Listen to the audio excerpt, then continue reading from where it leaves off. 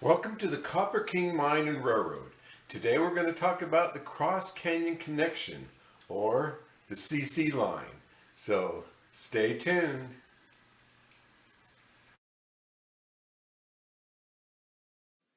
We're going to spend a moment here at the Copper King Mine. We're going to show you some aerial views of the mine. But today's video is about the Cross Canyon Connection, the CC line. As you watch this video, be mindful that this area, this whole canyon where this was at, is now buried under thousands of tons of waste rock. So these pictures are the only reminder we have that this place once existed. And so it's an important part of this history of Bingham Canyon.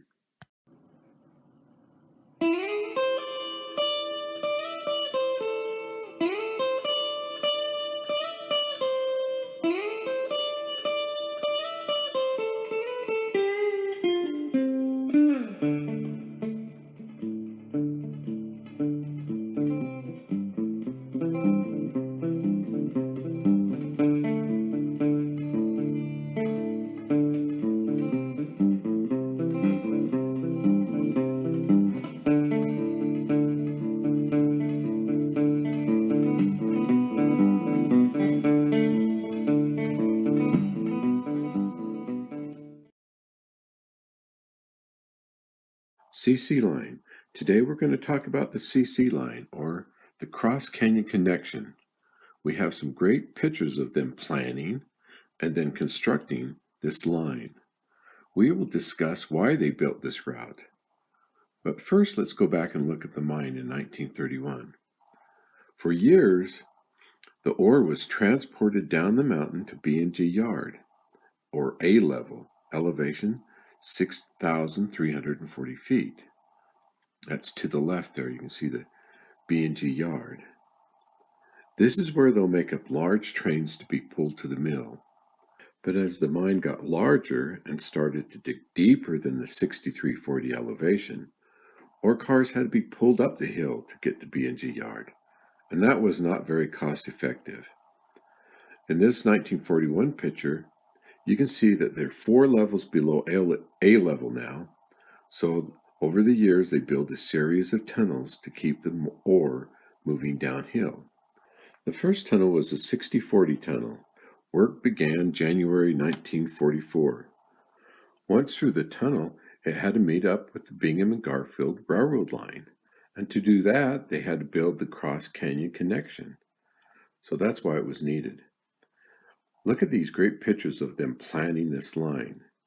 You can see they just took these nice big panoramic pictures and they just drew on them. Now these pictures were taken March 1941. And now the construction started later that summer. We got some good pictures of the construction too. Now this one picture shows the Yampa smelter slag dump right here in this picture. Some remains of that old Yampa smelter up on the hill also. That was built in 1904 and then discontinued its service in 1910. But the Yampa dump stayed around for a long time, that slag dump. Now look at this picture. This was taken in 1931, so even like 10 years before, and they're already planning out this route of connecting up with the old B&G line and having the new Cross Canyon connection right here. Then here this started construction. You see this is a great picture right here, and it was in July of 41. So they're doing the heavy foundations right there, and you see that large Yampa smelter slag dump in the background right there. Just more pictures of them starting this construction and a close-up of that construction. And then look how heavy duty this tunnel is they're building right here with all the steel and everything, and how thick those walls are. So there's some pretty neat pictures of this construction. Then here's the tunnels when they're done. I just love this. These tunnels are just sitting here in the canyon. You can see one side's for vehicles, and then one side's for the train will come up here. And that's from the trains from the valley, the Denver and Rio Grande. Here's another view of it from the side. So it's kind of neat to have all these pictures of these tunnels just sitting here. This is a good one to see how long that Yampa smelter slag dump right there is. Oh, and this is a great picture, a train coming through that one side of that tunnel. There's a guy on a horse coming through the walkway right there, if you notice that. And then they started filling around this tunnel. And you see them, the fill starts coming in. And this picture is taken in 1942. You can see a dump truck right there. So they're filling her in. And this picture was taken in 1942 in October, and they're finally got it all filled in, and they're laying rail. You can see their track gangs down there putting some rail in across this connection. Close up of that. Here it is, and you see it all the way through the left right there. They're still working on it. This little area right here is called Frogtown. This is in Lower Bingham. And this is a picture of it done right here also. Great panoramic shot of it.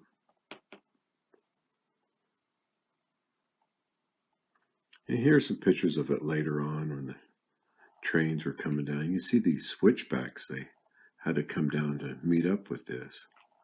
Then they had to make the grade over to meet up with the B&G line. And to do that, they had to fill in the Dry Fork Canyon. Here's the pictures of the Dry Fork Canyon. That was where the large Dry Fork Bridge was. So you can see it right there up in this picture. And then you can see the route of that B&G line, and then the one closest they're doing the grading on right there. There was also a cemetery up there. You can see that cemetery right there. That's in the middle of that picture. So they finally get the canyon filled in right there. You can see that picture. Oh, here they're doing some grading in the Dry Fork Canyon itself. And that was taken in June of 1941. Just some other pictures of this area right here where they're making the grade. They're filling in the canyon. And then they'll eventually meet up with see this picture right here in November 41. If you follow you can see that almost the two lines here, the Cross Canyon at the bottom and the B&G on top, where it cut through there, and to the very right is where they'll meet up, where that point is right there. Just some other pictures. This one's not it looks like it's overexposed, but it shows the Yampa smelter slag dump right there. And then this is where they'll build the Dry Fork shops. We had a video on the Dry Fork shops, and that won't come till later. Here's some 1946 pictures of them doing construction on that new Dry Fork shops. Then we have a few pictures of them running on this new line, this new CC line. Look how long these ore trains are right here. Going through this area.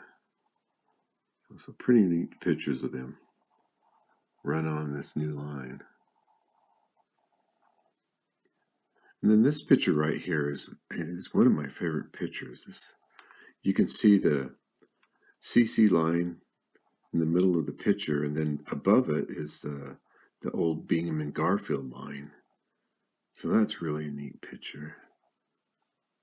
Now this is interesting because they built all this line in the 40s, and then in 1948 they'll build the new Copperton Low line. And so the B&G line will be discontinued right in 1948. But now they have to build a grade down to the new Copperton Low line. That's what this picture is. This is a later picture of that grade going down to the Copperton Low line. So then here's some pictures of the 6040 tunnel in the mine. We have a few of those, different angles of the mine, and that 6040 tunnel. Now the 6040 meant elevation, but that's what they named the levels, is 6040, 6190, etc. like that. And here's a picture of both of the tunnels right here. There's a 6040 tunnel and the 5840 tunnel right there. Then we have some pictures of them inside when they was working on that 6040 tunnel. Some great pictures of them. Inside pictures of that tunnel. Oh, and this is where it exited out in Frogtown. They're doing construction right here of the porthole and the exit right there. Another picture of a close-up of that area. And now this picture has the community of Frogtown right here, and to the very right is the 6040 exit of that portal, and then the 5840 exits right in the middle of the picture. So both tunnels came out right here in this area. There's a close-up of the 6040 tunnel. Here's the exit of it right here. Construction picture of 1945, that tunnel. Here's a later picture of the same tunnel, 1965. This is looking down on it. You can see the tunnel portal right there, the exit of that. To your left in the little area, the little town of Frogtown. And this is in the mine picture where it went into the tunnel. Some other pictures of the mine. And then we'll just end with these later pictures of the Cross Canyon connection. Some great color pictures of that. Looking up the canyon to it. And here's one in the wintertime. You just barely see it right there. These tunnels lasted a long time. When I worked up there in the 70s, I used to drive through these tunnels. So we'll end with this nice colored picture of it. This is taken in 1971. So that's the Cross Canyon connection at Bingham Canyon.